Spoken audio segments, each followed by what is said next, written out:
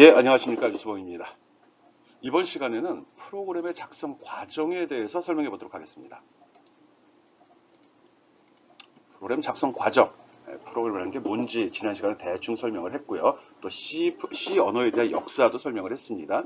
그리고 마지막 부분에 알고리즘을 설명하면서 순서도라는 거를 좀 강조해서 설명을 했는데 어떻게 여러분이 그 내용을 잘 보고 순서도라는 거를 대충 감을 잡았는지 모르겠습니다.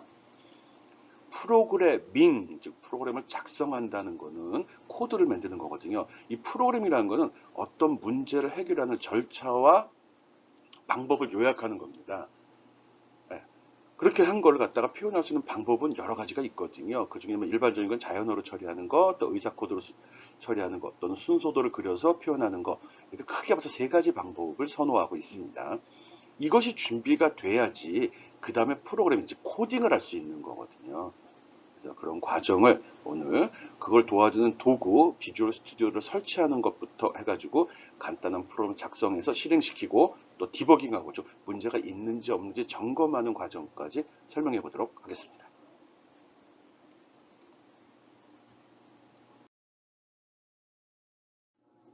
예, 오늘 수업 이번 시간에 하는 내용은 프로그램 개발 과정이 어떻게 되는지 간단하게 이해해 보고요. 통합 개발 환경인 비주얼 스튜디오를 직접 설치하고 그리고 사용하는 걸 설명하겠습니다.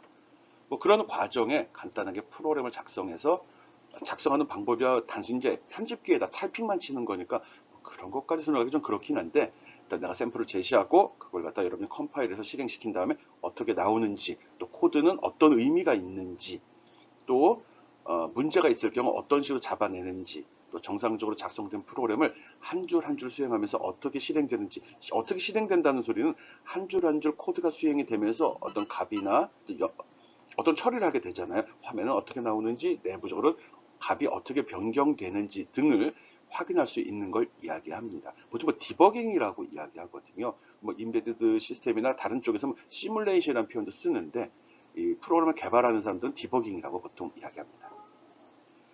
개발 환경이 학교 실습실에는 지금 비주얼 스튜디오 2010이 깔려 있습니다. 이거 정품이 깔려 있는 거고요. 그렇지만 여러분이 지금 정품을 구입해서 쓴다는 건 좀 부담이 되는 일이기 때문에요. 또 MS에서는 그 일반인들이 프로그램에 관심을 많이 가져라, 또 많은 프로그램을 양성하기 위해서 비주얼 스튜디오라는 프로그램을 무료로 배포하고 있습니다. 특히 학생에 대해서는 그렇다는 거죠. 아, 일반인도 쓸 수는 있습니다.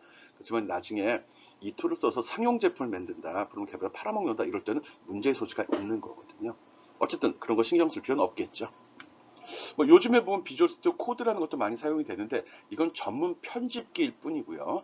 여기는 컴파일러나 디버거들이 들어있진 않습니다. 물론 이걸 이용해서 쓴다 하더라도 문제는 없습니다. 추가로 익스펜션이라고 해가지고 추가로 C 컴파일러도 연결시키고 디버거도 집어넣어서 사용하면 되는 거거든요. 그렇지만 우리는 학교에서 대면으로 수업을 한다면 비주얼 스튜디오 2010을 쓸 거고요. 집에서 지금 비대면 수업을 듣는 학생들 같은 경우는 비주얼 스튜디오 2019를 기준으로 이번 강의는 진행을 하려고 합니다. 예, 그런 과정 다 설명하도록 하겠습니다. 한번 살펴봅시다.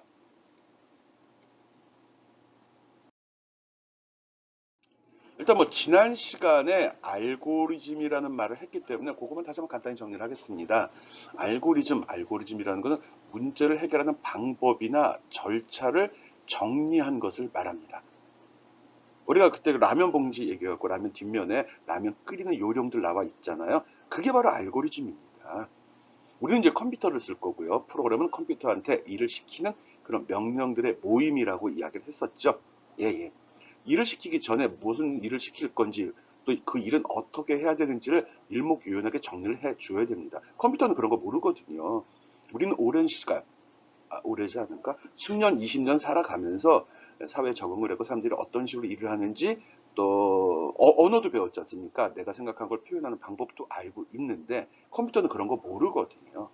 그래서 컴퓨터 일을 시키기 위해서는 어떻게 해야 되는지 이제 그게 이제 알고리즘이라고 생각을 하면 됩니다. 일반적으로 알고리즘을 표현하는 방법은 대표적인 거는 이렇게 자연어 우리가 말하듯이 표현하는 것도 있고요. 뭐 라면 봉지 뜯어 라면 빼 또는 냄비에 물 집어넣고 끓여 물이 펄펄 끓으면은 야채 스프 넣어 분말 스프 넣어 또 그리고 라면 넣어 그리고 몇 분간 끓인 다음에 다 익으면 불 끄고 내려서 먹는다. 이런 거 이야기하는 지금 내가 이렇게 말한 게 그게 바로 알고리즘입니다. 즉 자연어로 표현된 알고리즘이 되는 거죠. 또 그거를 그림으로 그려서 하는 방법도 있습니다. 이 그림은 순서도의 순서도인데 심벌이라는 약속된 표시가 있어가지고 계산을 한다, 출력을 한다, 입력을 받는다 이럴 때마다 정해진 도형들이 있거든요. 그걸 이용해서 어떤 문제를 해결하는 방법이나 절차를 정리하면 그걸 순서도라고 이야기합니다. 자연어로 처리하게 되면 사람마다 쓰는 용어나 또 언어가 틀리기 때문에 이해하기가 좀 힘들지 않나 그래가지고 나름대로 좀 간략한 용어 단어만 써가지고 정리하는 그런 방식도 있는데 그걸 의사코드, 슈도코드라는 방식으로 처리합니다. 의사코드에 대한 표현 방법, 알고의 표현 방법은 약속된 언어나 아니면 일반인이 일반적으로 다 이해할 수 있는 용어를 써가지고 어떤 문제의 방법이나 절차를 정리한 걸 이야기합니다. 일반적으로 알고리즘은 이런 방식으로 표현이 가능하고요.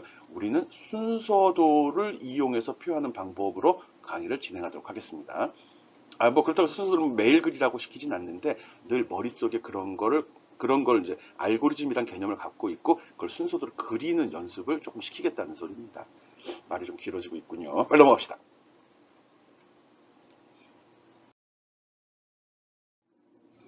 예, 이거는 이제 자연어로 1부터 10까지 합을 구하는 알고리즘을 표현한 방법을 간단히 요약을 해놨습니다. 지난 시간에 설명했던 사항들입니다.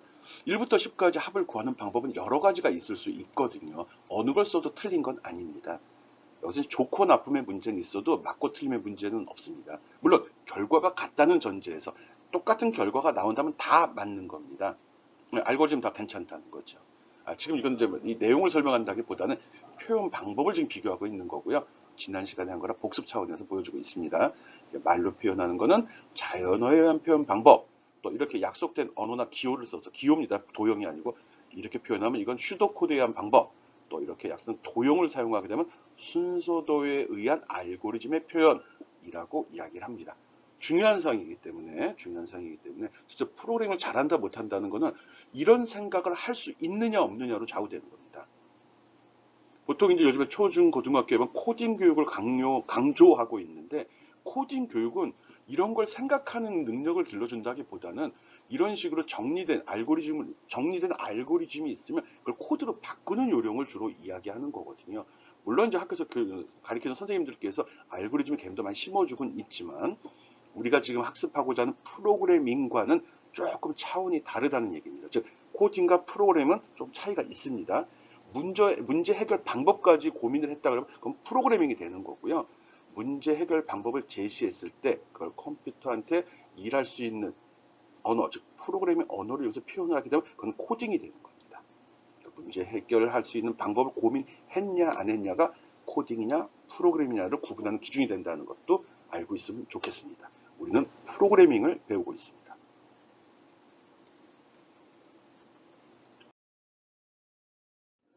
순서도에서 사용된 심벌은 이런 것들입니다. 이걸 굳이 내가 지금 강조하는 이유는 이 여러분이 비대면 수업을 하다 보니까 뭐 이 강의도 중구난방 순서를 뭐 뒤죽박고 듣기도 하고 대충 듣기도 하고 듣기만 하고 끝내버리기도 하다 보니까 이 사소한 거를 자꾸 놓치거든요. 내가 짬짬이 과제를 낼 때마다 꼭 순서도로 표현을 해라 라는 말을 합니다. 순서도로 표현을 해라. 그 소리는 이 심벌들을 이용해서 그림을 그려달라는 거거든요. 근데 그런 생각 없이 그냥 다 네모로 그리는 친구들이 많습니다. 이건 순서도 아닙니다. 네모는 어떤 계산을 하거나 처리를 하는 걸 나타내는 거고요. 이렇게 다이아몬드 모양으로 됐으면 이건 비교를 하는 겁니다. 이 심벌 모양이 어떤 일을 하는지 그걸 지시하는 거고 나중에 코딩을 할 땐 저게 명령어랑 1대1로 매핑이 됩니다. 저 그림을 보고 명령어를 찾아내는 거거든요. 그거 무시하고 무조건 네모난 것만 쓴다 그러면 잘못된 거죠. 틀린 거죠. 예, 그거 알아주기 바라고요. 나랑 수업을 하면서 순서도를 글 때는 순서도는 좀 확장된 개념이 많아가지고 도형도 더 이거보다 훨씬 많습니다. 지금 나는 이것만 쓰도록 하겠습니다. 여기 반복문에 대한 게 빠져 있는데 그건 먼저 한번 설명을 했고요. 다시 나오면 또 설명하도록 하겠습니다. 여기 약속된 이 심벌로 순서도를 그려주기 바랍니다. 오늘은 순서도가 있진 않습니다. 그렇지만 지난 시간에 배웠기 때문에 다시 한번 강조하는 겁니다. 지난 마지막 시간에 이런 순서도를 제시했는데 잘 확인해 봤는지 모르겠습니다. 이번 주에 과제로 제시할 겁니다. 이 순서도를 수행시키면은 여기 출력되는 부분이죠. 실제로 어떤 것이 출력되는지 설명하시오 또는 적어보시오 이런 일을 할 겁니다. 순서도는 그리는 게 가장 중요합니다. 그렇지만 알고리즘이니까요. 근데 일단 순서대에 대한 그림이 여러분이 굉장히 낯설게 다가가기 때문에 이건 좀 친근하게 다가서라고 좀 연습을 시키는 겁니다. 도형에 대한 이해, 또 전체적인 구조, 이거 좀 익숙해지라고 제시한 거니까 이런 식의 된 거를 보고 다음에 그릴 수 있는 능력도 배양하기 바랍니다.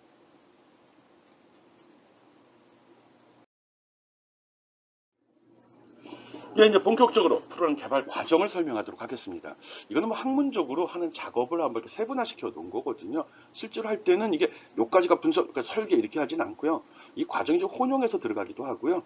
아니면 개별적이라고 얘기하기 명확히 구별이 좀 애매한 부분은 없지는 않습니다.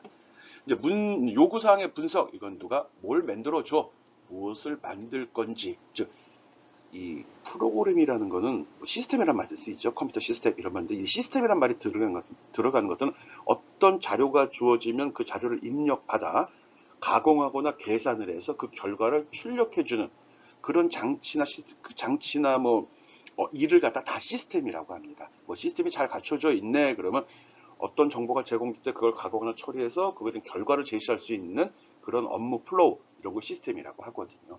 그런 사항을 분석하는 걸 얘기합니다.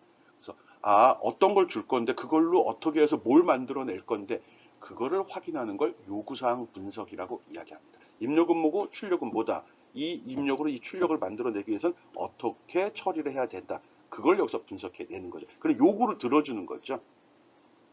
그 다음에 그 어떤 자료를 받아서 그런 결과를 만들어주기 위해서는 처리되는 설명을 들었죠. 그거를 프로그램으로 하기 위해서 코드를 만들기 위해서는 어떤 방법과 어떤 절차를 거쳐야 되는지를 정리하는 것을 설계한다라고 얘기합니다. 이걸 알고리즘이라고 하죠. 알고리즘의 설계라고 보통 표현을 합니다.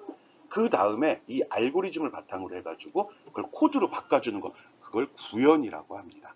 구현, 개발 도구를 사용해서 소스 코드를 작성하는 것, 이거를 구현이라고 이야기합니다.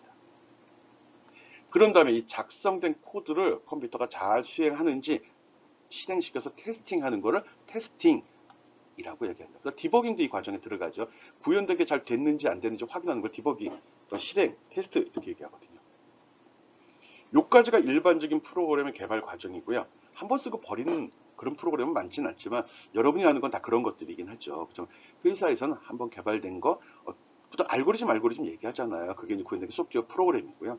한번 개발되면 그걸 이제 지속적으로 사용을 하고 나중에 추가적인 요구가 있을 경우 그걸 수정하거나 개선을 하게 되는데 그런 걸 갖다 유지 보수라고 합니다. 우리가 지금 수업을 하면서는 유지 보수가 큰 비중을 차지하진 않지만 실무, 즉 회사에 사회에 나가서 프로그램을 짤 때는 이 유지 보수가 굉장히 중요시 여겨지고요. 예. 실제로 여러분이 뭐 소프트웨어를 한 친구들도 회사에 취직해서 일을 한다고 그러면 이미 선배 사람들이 개발된 소스를 바탕으로 성능을 개선하거나 문제를 보완하는 그런 작업을 하게 되는데 그게 바로 유지 보수가 됩니다. 뭐 실제로 뭐 경영하시는 분들이 분석하기로는 이게 유지 보수에 들어가는 시간과 노력이 전체 개발과 거의 비슷비슷하다. 개발이 50이라고 그러면 유지 보수도 50%의 노력을 필요로 한다라고 이야기를 합니다. 그래서 이 유지 보수가 용이하도록 프로그램을 개발해야 된다. 이런 요구들을 많이 하고 있거든요. 뭐 그런 배경 하에서 프로그램 언어들이 점점 진보하고 있습니다. 그래서 나온 게 우리가 지금 하는 거는 객체지향 언어인 C++는 아니거든요. C를 기준으로 하고 있습니다. 뭐 C++, 자바 이런 거는 이런 유지 보수를 어떻게 해야 되는지 어떻게 하면 더 효율적인지까지도 고려돼서 개발된 언어들이거든요. 여기까지 몰라도 됩니다. 어쨌든 이런 절차를 거친다는 거죠. 무엇을 만들지 요구사항을 분석하고 그에 따라서 알고리즘을 구성한 이후에 그걸 프로그램 언어로 구현하고 그걸 테스팅해서 그 결과를 확인한다. 그 이후 추가적인 요구나 문제점을 개선하는 걸 유지 보수로 한다. 이렇게 기억을 해주기 바랍니다.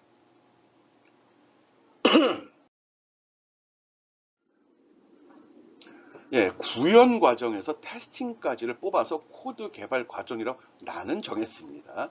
그래서 알고리즘이 구현된 이후에 좀 이따 이제 통합 개발 환경이라는 거 설치하고 설명할 거거든요. 거기에서 에디터를 이용해서 코드를 작성하고 그걸 컴파일러를 이용해서 오브젝트 파일을 만들고 링커가 실행 파일을 만들어 줍니다. 그리고 실행을 시키죠. 요 과정은 프로그래머가 한다기보다는 통합 개발 환경이라는 이 소프트웨어가 자동으로 처리를 해줍니다. 사용자는 소스코드 작성하고 실행한 다음에 그 결과를 확인하는 일만 해주면 됩니다. 절차상으로 이런 내용을 적었는데 컴퓨터가 알아먹을 수 있게 번역하는 일이다. 보통 이렇게 생각해 주면 좋겠죠. 그래서 이거는 통합 개발 환경, 보통 이제 비주얼 스튜디오라고 얘기하는 그 소프트웨어가 하는 일인데 이런 절차를 거쳐서 프로그램이 완성된다는 거 알고 있으라고 적어 놓은 겁니다. 사용자는 꼭 에디터를 이용해서, 물론 통합 개발 환경에 에디터도 포함이 됩니다. 소스 코드 작성해야 되고요. 작성된 게 어떻게 실행된지 꼭 확인해 주어야 된다는 것도 알고 있기 바랍니다. 오케이. 이게 이제 코딩 과정이 되는 겁니다. 이해가.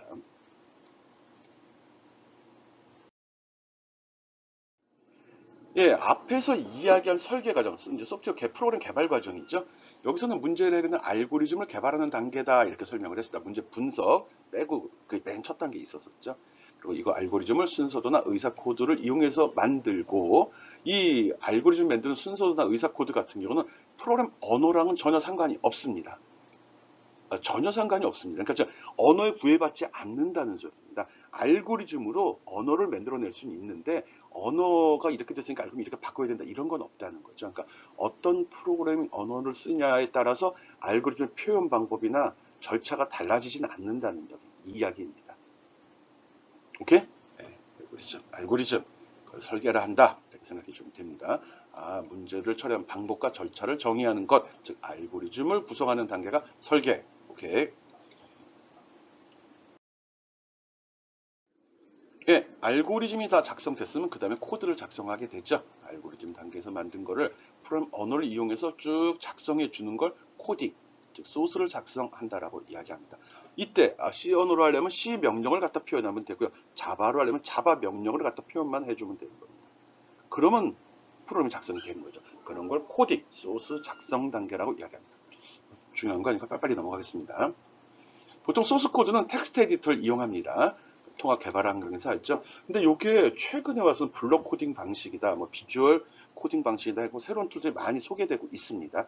그렇지만 현재는 거의 99%의 사용, 90%의 사용 개발자들은 다 텍스트 베이스, 텍스트 에디터를 이용해서 프로그램을 작성하고 있습니다. 즉 코딩을 하고 있습니다. 초중고등학교 쓰는 거 뭐 스크래치라든지 앱 인벤터 같은 그런 것들이 대표적인 블록 코딩 방식의 개발 환경입니다. 그것도 굉장히 좋죠. 그거는 이제 디테일한 부분은 거기서 다룰 수는 없거든요. 그래서 초보자가 쉽게 프로그램 개발할 수 있게 도와주는 도구입니다. 나중에 기회가 되면 또 설명을 하도록 하겠습니다.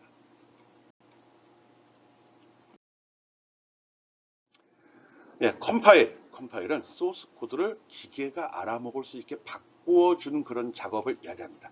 기계가 알아먹을 수 있게 바꿔주는 데서 오브젝트 파일이라고 이야기하거든요. 보통 OBJ가 붙는데 사용자는 거의 보지를 못합니다. 자동으로 수행되거든요. 물론 찾아 들어가면 볼 수 있죠. 그래서 우리가 고급 언어라고 지난주에 설명했던 고급 언어로 표현된 거를 기계가 알아먹을 수 있게 바꾸어주는 그런 작업을 컴파일이라고 합니다. 번역 보통 이렇게 이야기하죠. 물론 통합 개발 환경 안에 이게 포함이 되어 있습니다.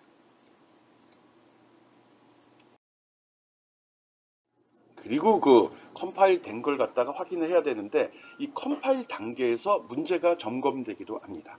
주로 컴파일 단계에서는 문법적인 오류들을 잡아줍니다. 문법적인 오류는 명령어를 쓰는데 명령어를 잘못 썼다든지 명령에서 요구되는 사항들인데 그걸 잘못 했다든지 그런 사항을 여기서 잡아주는 겁니다. 그래서 보통 오류는 신텍스 에러하고 시메틱 에러 둘로 구분을 하는데 여기서는 요 신텍스 에러를 점검을 해줍니다. 시멘틱 에러는 구문적인 오류거든요. 요거는 좀 성격이 틀립니다. 문법상으로 요구되는 사항을 잘 맞춰주셨느냐, 또 논리적으로 들어가게 되면은 이게 문법은 맞지만 이해를 못하겠어. 그러는 요소들이 있을 수 있거든요. 뭐 예를 들어갖고 아버지가 방에 들어가신다 하고 아버지 가방에 들어가신다. 이럴 때 보면 문자는 동일한 거잖아요. 띄어쓰기를 어떻게 했냐에 따라서 의미가 달라지지 않습니까? 그런 건 시메틱 에러에 포함이 됩니다. 오케이. 나중에 예를 들어 다시 한번 설명하겠습니다. 범위가 넓으니까요. 뭐.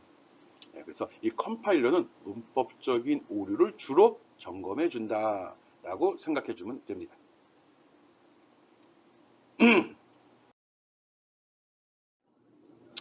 링크 또는 이걸 수행하는 프로그램을 링커라고 하거든요. 이것도 통합 개발 환경 안에서 걔가 알아서 하는 겁니다. 우리는 알지도 못하고 그냥 쭉 메뉴 한번 누르면 넘어가는 겁니다. 이건 뭐냐 그러면 C 코드를 사용자가 에디터를 이용해서 작성을 했죠. 이걸 다 컴파일러 통해서 오브젝트 모듈을 만들어 줍니다. 기계가 알아보자 바꾸어 주는 거고요. OBJ 파일인데 그 다음에 이거를 실행할 수 있도록 만들어 주는 겁니다. 즉 링커가 실행 파일 EXE 파일을 만들어 준다는 거죠.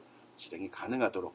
이거는 뭐 여러분이 몰라도 상관은 없지만 하드웨어가 어떤 CPU를 쓰냐에 따라서 어떤 기계가 어떻게 구성되어 있냐에 따라서 그 기계 특성에 맞도록 바꾸어주는 작업이라고 생각을 해 주어도 됩니다. 뭐 깊이 있게 안 들어가도 됩니다. 번역을 하고 문법적 우리를 점검한 이후에 문제가 없으면 기계가 알아먹어서 바꾼 오브젝트 모듈을 만든 이후에 자동으로 바로 실행 파일까지 만들어 주는구나 라고 생각해 주면 됩니다. 링커 말 그대로 끌어올린다, 연결된다 뭐 그런 의미를 가지고 있고요. 이 링커 과정에서 요 라이브러리라는 걸 좀 사용을 합니다. 이것 때문에 굳이 여기서 집어넣은 건데요. 프로그램들이 많이 사용하는 기능이 있으면 이거를 내가 번번이 할 때마다 타이핑 칠 필요가 없다는 거죠. 모든 프로그램이 우리가 컴퓨터의 구성 요소 지난주에 한번 했었죠. 일반적으로 대표적인 출력 장치와 대표적인 입력 장치가 뭐가 있죠? 대표적인 출력 장치는 모니터가 있죠. 지금 보고 있는. 그리고 대표적인 입력 장치는 마우스하고 키보드가 있잖아요. 내가 C 프로그램을 작성을 하는데 이 프로그램에서 모니터로 나가는 그런 프로그램 코드를 프로그램 작성할 때마다 명령을 쓰게 되는데 명령이 내부적으로 어떻게 처리되는지 내가 번번이 타이핑할 필요는 없다는 거죠. 모든 공통으로 쓰이는 거고요. 그런 경우는 컴파일러 만드는 회사에서 야 모니터에 처리되는 거는 내가 이미 여기다 담아놨어. 개발해서 저장해놨어. 불러다 써. 이런 거죠. 네가 키보드 누르면 ABC가 화면에 표시되지. 이런 거 하는 기능이 이미 들어있어. 그거 불러다 써. 그 불러다 써 할 때 그걸 저장해 놓은 곳을 라이브러리, 지금 파일인데 여기에다 등록이 되어 있다는 겁니다. 링커 실행 파일을 만드는 과정에서 이거하고 사용자 코드랑 연결해서 얘가 키보드를 이용하는 명령을 썼네. 그러면 그된 코드를 라이브러리에 뒤져갖고 자동으로 연결을 시켜준다는 겁니다. 그래서 링커라는 말을 씁니다. 라이브러리란 말만 기억해 주면 됩니다. 우리는 C로 코딩을 할 거기 때문에 아마 첫 번째 프로그램 작성할 때 보면 라이브러리 얘기를 다시 한번 할 겁니다. 그때 또 설명하도록 하겠습니다.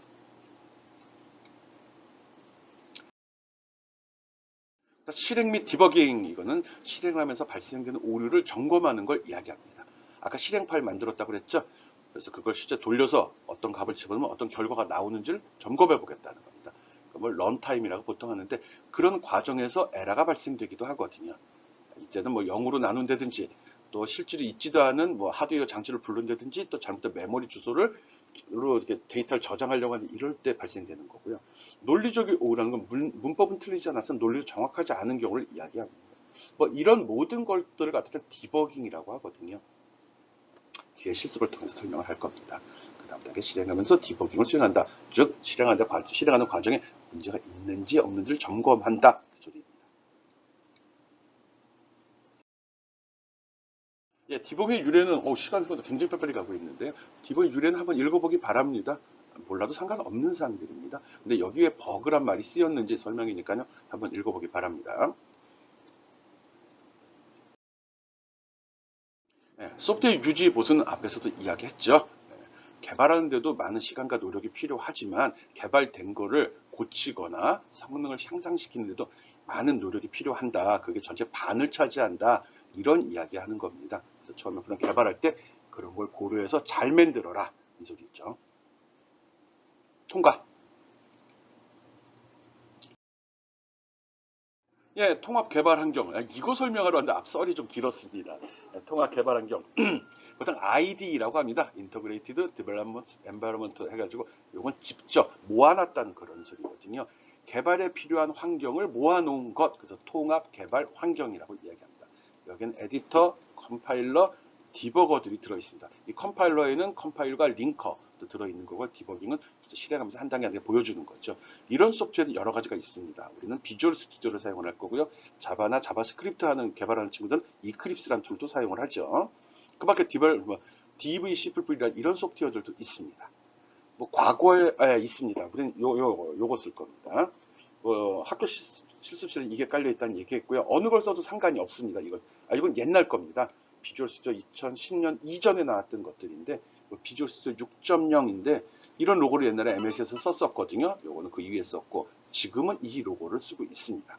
이제 지금 앞으로 설명하는 비주얼 스튜디오 설치하게 되면 화면에 이 로고가 표시될 겁니다. 통합 개발 환경은 문서를 작성하고 컴파일해서 실행시키는 기능을 도와주는 소프트웨어라고 생각해 주면 됩니다.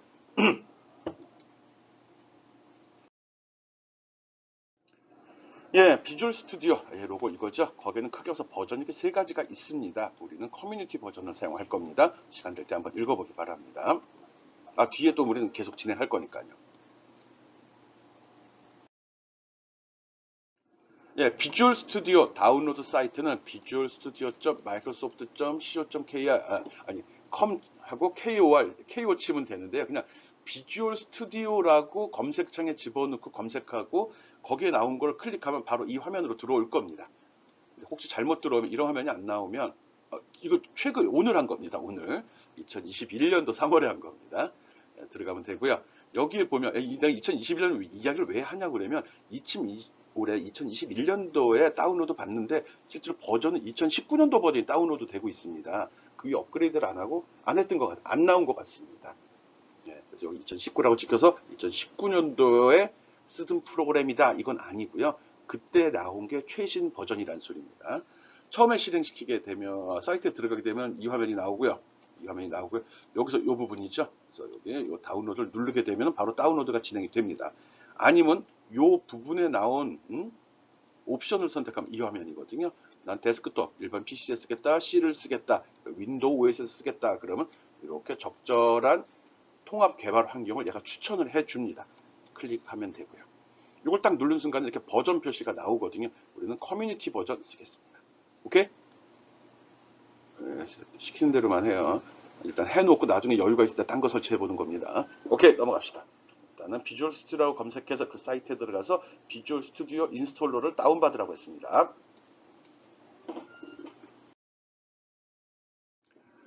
예, 다운로드 받은 다음에 바로 실행을 시키게 되면 사이즈가 별로 크질 않습니다. 이 화면이 나온 다음에 계속 누르면 바로 다운로드를 진행을 합니다. 아, 사이즈가 이거 작은 겁니다. 아직 비주얼 스튜디오 전체 프로는 다운받은 게 아니라 설치를 도와주는 프로그램을 지금 다운받은 거고요.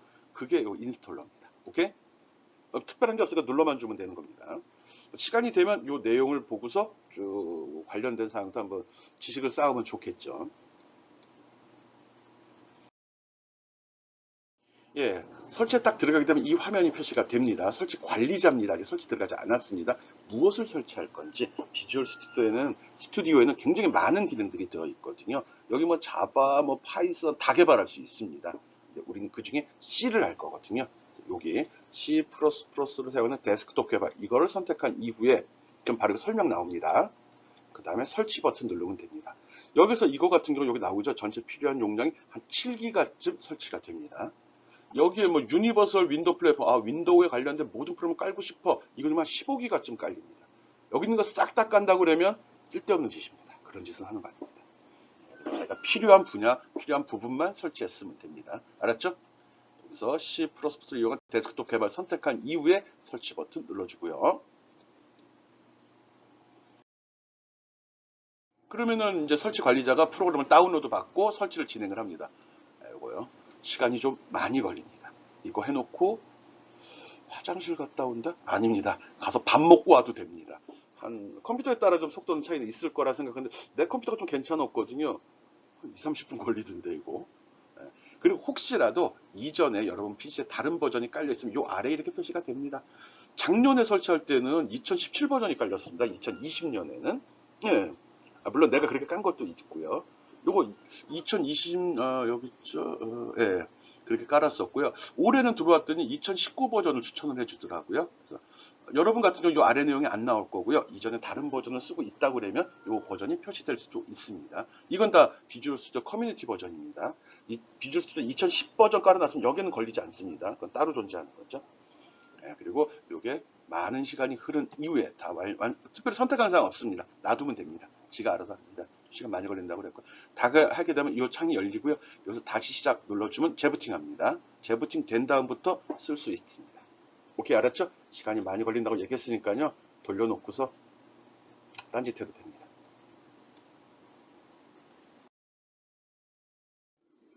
예, 비주얼 스튜디오 2019 버전이 깔리게 되면 비주얼 스튜디오 커뮤니티 버전이죠. 엄밀하게는요.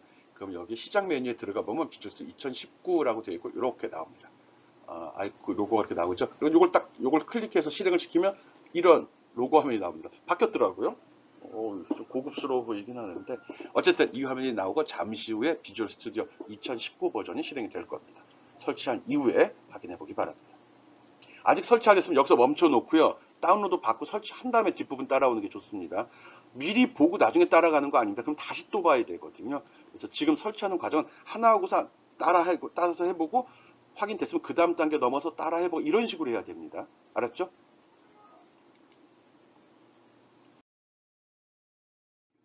예, 설치가 다 되고 그 다음에 재부팅이 된 이후에 비주얼 스튜디오 스타트 시키게 되면 이런 화면이 나옵니다. 처음 시작하는 거죠.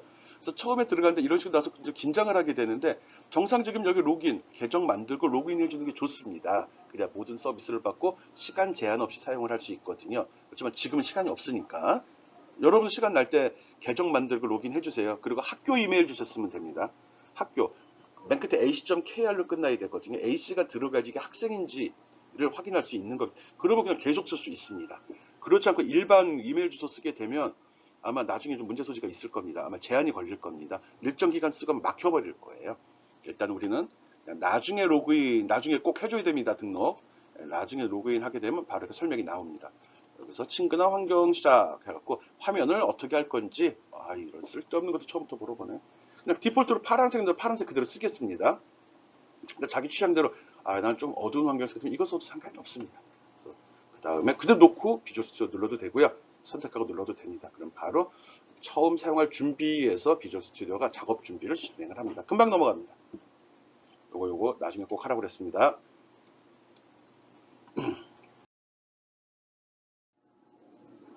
예, 앞에서 그 단계를 거치게 되면 바로 비주얼 스튜디오가 준비가 끝나면 이런 화면이 나타납니다. 비주얼 스튜디오 2019. 이제 아무것도 해본 적이 처음 깔았기 때문에 최근 파일은 아무것도 나타나지 않습니다. 나중에 작업을 한 다음에 열면은 이전 했던 내용이 여기 목록이 나옵니다. 여기에 5가지 항목이 나왔는데 우리는 새 프로젝트 만들기라는 걸 선택해 주면 됩니다. 그럼 화면이 바로 이렇게 넘어갈 겁니다. 새 프로젝트 만들기. 다른 영역은 지금 할 필요 없습니다. 쓸 필요 없을 것 같아요. 설명 안 할 겁니다. 화면이 이렇게 바뀌게 되면 이 중에 여러 가지 방법들이 있는데 기존에 있는 코드를 불러 쓰는 방식을 많이 선호합니다. 일반 개발자들은 물론 있는 코드가 편집을 더 많이 하지만 우리는 바닥부터 올라가는 거기 때문에 여기 빔 프로젝트를 선택을 해 줘야 됩니다. 수풀풀이나 이런 거. 콘솔 베이스로 할 거거든요. 새까만 창 열리죠? 거기에 결과가 나오는 프로그램을 주로 짤 겁니다. 그래서 새 프로젝트 만들기 창이 열리면 맨 위에 빈 프로젝트 선택하고 다음 버튼 눌러주기 바랍니다. 지금 비주얼 스튜디오가 설치된 다음에 그 다음에 지금 하고 있는 겁니다. 오케이? 설치 벌써 끝났습니다. 오케이? 예, 새 프로젝트 구성 나왔습니다. 여기에 보면 일단은 처음이기 때문에 여기에 원하는 프로젝트 이름을 지정하고 내가 이제 무엇을 만들겠다 그 소리거든요. 그래서 이게 어디 설치되는지 정도는 한번 살펴보는 거 괜찮습니다. 솔루션이란 말이 나오거든요. 이 솔루션이 프로젝트가 더 큰 개념입니다. 얘가 더 큰 개념입니다. 얘가. 그 속에 솔루션 안에는 여러 개의 프로젝트가 들어갈 수 있고요. 한 프로젝트 안에는 여러 개의 C 프로그램이 들어갈 수 있습니다. 그런 계층 관계도 알고 있으면 좋습니다. 그래서 여기 이걸 그대로 놓고 아무것도 안 건드렸습니다. 만들기를 딱 누르게 되면 창이 이렇게 바뀝니다. 그럼 저기 솔루션이란 말 나오고 그 밑에 프로젝트가 나오는 거 볼 수 있습니다. 우리가 작성하는 C 프로그램은 여기 소스 파일에 들어갈 예정이거든요. 이 화면에 나오는 것까지 확인하고 그 다음 단계 넘어가도록 합시다. 오케이? 잘 따라왔죠? 지금까지 뭐 문제의 소지가 거의 없는데 봅시다. 예, 설명을 해놨습니다. 솔루션은 문제 해결을 위한 프로젝트가 들어있는 컨테이너 어떤 모든 게 담는 통이다 이렇게 생각하면 되고요. 프로젝트는 하나의 실행파를 만드는 데 필요한 여러 가지 항목들이 들어있는 컨테이너입니다. 컨테이너 통일한 개념으로 보면 됩니다. 솔루션이 더 큰 개념이고요.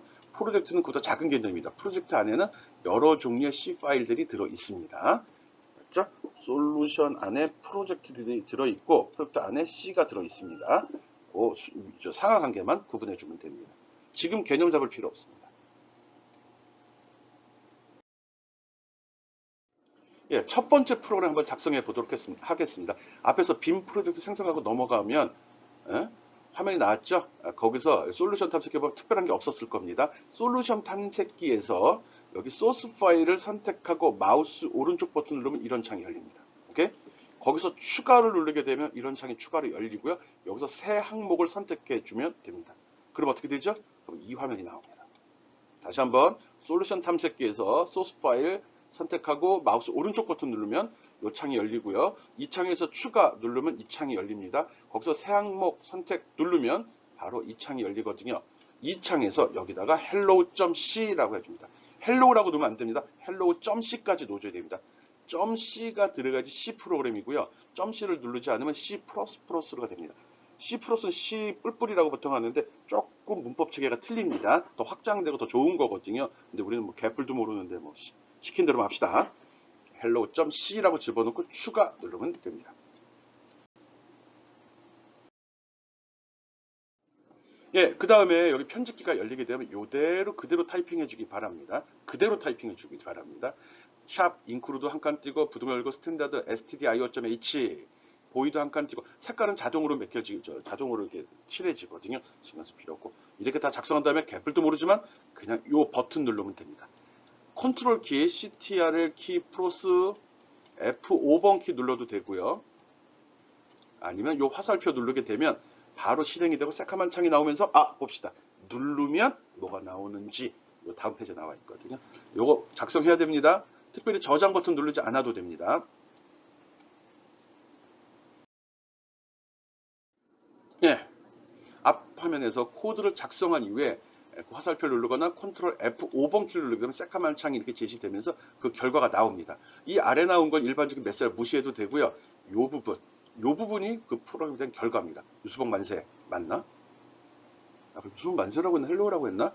어쨌든 여러분은 작성할 때 여러분 이름을 집어넣으면 좋겠죠. 이렇게 해서 그 결과를 이런 식으로 확인합니다. 프로그램을 실행하는 단축키는 컨트롤 플러스 F5번 키 또는 거기에 있는 화살표 그거 눌러주면 됩니다. 이렇게 해서 프로그램을 작성하고 그 동작을 확인해 보았습니다. 쉽죠?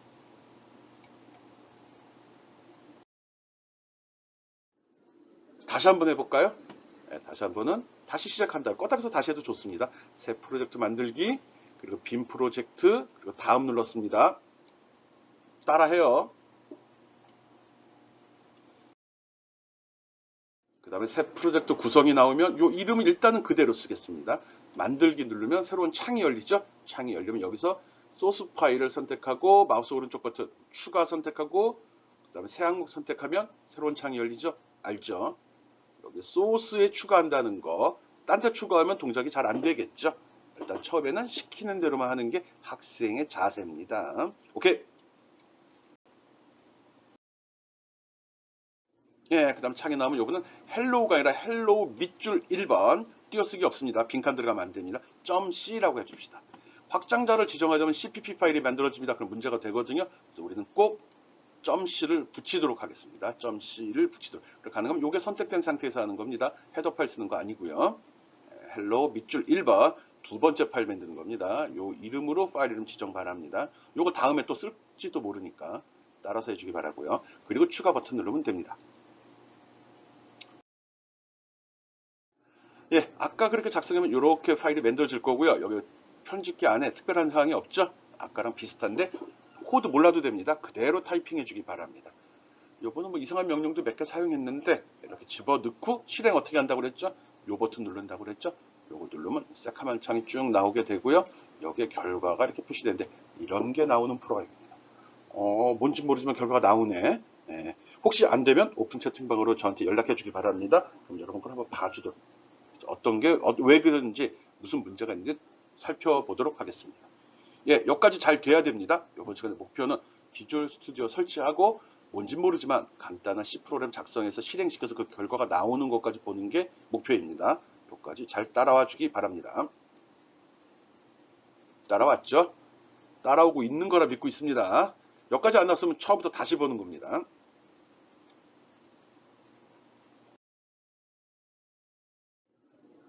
예, 지금까지 프로그램의 개발 과정 간단히 설명했고요. 통합 개발 환경 구축하는 거, 비주얼 스튜디오 설치하는 거 설명했죠. 그리고 간단한 C 프로그램 2개 만들어 봤습니다. 뭔진 모르지만 좀 급하게 지나오긴 했지만 잘 돌아갔을 거라 믿습니다. 저도 문제가 있으면 바로바로 연락해 주기 바랍니다. 이게 준비가 되지 않으면 다른 수업 진행할 수가 없습니다. 다른 시간 수업을 따라올 수가 없습니다. 알았죠? 부담 갖지 말고 편하게 천천히 하나하나씩 하기 바랍니다. 다 보고 실습을 하는 게 아니라 보면서 실습을 하는 겁니다. 늘 노래 부릅니다. 프로그램은 손가락으로 배우는 겁니다. 키보드 두드리고 마우스를 클릭하면서 배우는 거지 눈으로 보고 귀로 들어서 배우는 거 아닙니다. 물론 보고 들은 이후에 손가락에 받쳐줘야 되는 거죠. 이런 점 주의해서 꼭 실습을 통해서 이해해 주기 바랍니다. 예, 수고했습니다.